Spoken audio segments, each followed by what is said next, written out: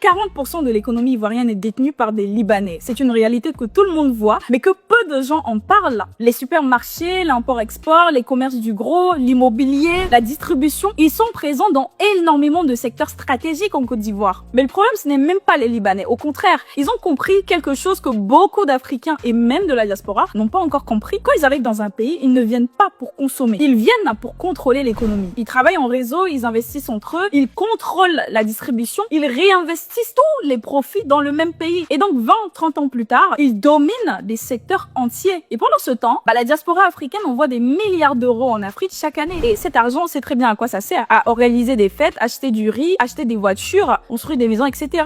Très peu de cet argent sert vraiment à créer des entreprises puissantes. Si seulement 10% de l'argent que la diaspora envoyait servait à créer des usines, à créer des chaînes de supermarchés, à créer des entreprises agricoles, à créer des réseaux de distribution africains. Imagine un seul instant. L'économie africaine serait complètement différente. Mais les Libanais, ils ont compris une chose simple. Celui qui contrôle l'économie contrôle le pays. La vraie question aujourd'hui, ce n'est pas eux. La vraie question, c'est quand est-ce que les Africains et la diaspora vont décider de posséder leur propre économie au lieu d'être seulement des consommateurs? Dites-moi ce que vous en pensez. Dites-le moi. Je veux savoir.